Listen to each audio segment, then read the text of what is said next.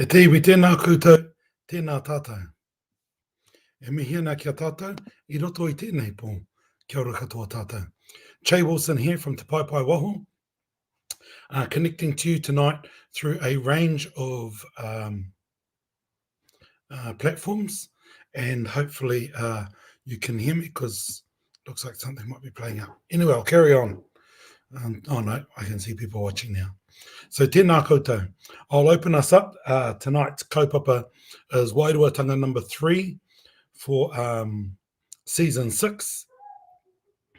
And I'm going to be talking about invocation and the Atua responding.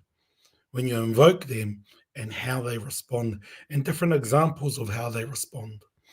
Nō reira, tēnei te ara kei runga te aro, tēnei tupua te aro, tēnei ariki, tēnei te ara ki te pai pai waho e tū nei, tahia te pō, tū mai te pō.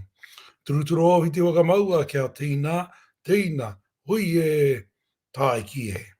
Tai ki e kia tātou. So kia ora everybody, e mi ana kia tātou, e tangi ana oki ki o tātou mate, kai te tuakana, piripi, e sani, e moe, oki rā. Tātou ngā mauetanga I o, e mi nei e tangi nei, kia ora katoa tātou. So Che Wilson here from Te Pai Pai Waho, connecting to you tonight. Hey, sione, whewhake. Connecting to you tonight, and as I connect to you, I want to talk about invocation and how the Atua then respond to you. And what I'll do is I'll share a couple of examples, and then, we'll see how we go from there.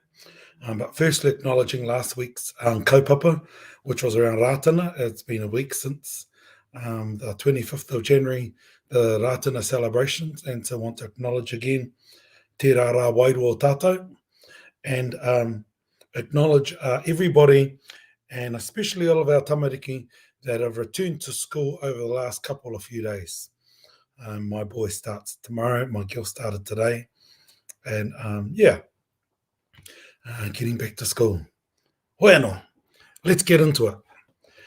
Invocation. How do you invoke Atua?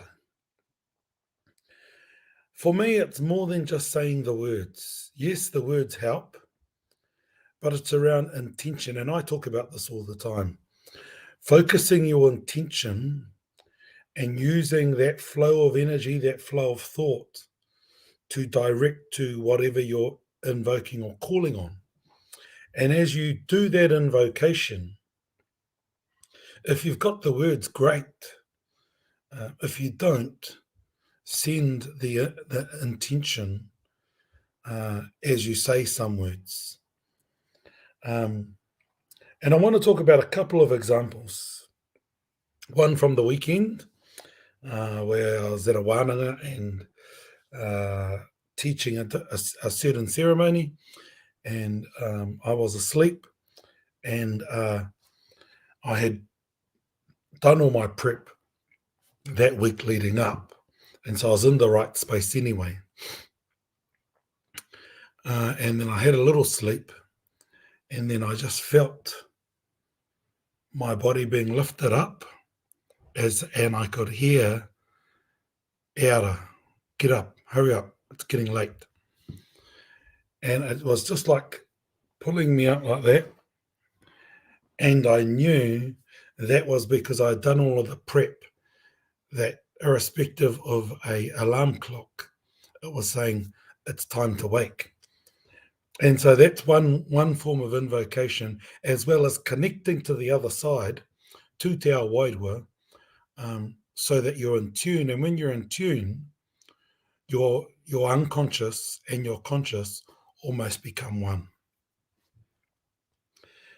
The other thing, as part of the ceremony that was teaching and reviving in the weekend, was we invoked the Atua of Rehua, and then when we returned back from the fire, this one single bird came out to respond. And what was cool about that was we knew that that was the Atua saying, yep, thank you very much. Thank you very much for your kind donation. I'll take that, and well done. And when I see those types of things happen, it always puts a smile to me, or gives me a smile, because one, it's us being in tune enough to know that the invocation is working, but two, it helps reaffirm any non-believers that are in your group. I remember one time was doing a karakia somewhere, and I knew that there was somebody who wasn't truly in tune with it, got it intellectually, but just, yeah, not sure if the stuff's real. And well, did our karakia, and then as one of the people were doing the karakia, all of these tuna started to rise their head above the water and to go, yep, we're listening, we're watching, we can hear you. And after that moment, because we were calling on the tuna to get them ready to migrate, and after that moment, it was a good reminder for that person. Oh, geez, this shit is real. So that was another time. And another time I remember being at Auckland Airport, catching up with a mate, and they're asking for some help around things of the Wairua. And I said, you just got to talk. You just got to talk to the environment, but more importantly, you got to believe what you're saying. You got to feel it from your puku and send that feeling out so that you're one with the environment and the environment can connect to you. And as you do that, it will always respond. And so we were talking away, and then we had a karakia, and 9 times out of 10, I don't get to see this stuff because I'm too busy in my own zone. And people going, oh, did you see that? Or she was saying, did you see that? No, I didn't, but I'm pleased you did. But as you talked about the wind, you called on the hoe, then the hoe came up. As you talked about this, oh, that happened. Similarly in Hawaii, oh, yeah, you're doing this, or they were doing that, and you were doing that, and you're all working together, and you could see it. And oh, these clouds came down, and it was just amazing. It was like a hand from the gods coming down. This type of stuff sounds cray-cray for some people, but in my case, it's true. And it's true, and I know it works. And the most important thing is about how you focus your intention, how you do your preparation, and also how you practice. Because you have to practice so that if anybody asks you, you're able to respond quicker than striking a match. And you're able to respond just like that. And so you have to practice getting into that right place to align yourself. And as you align yourself, you're then able to connect to the Atua, to the tupuna, so that they are one with you.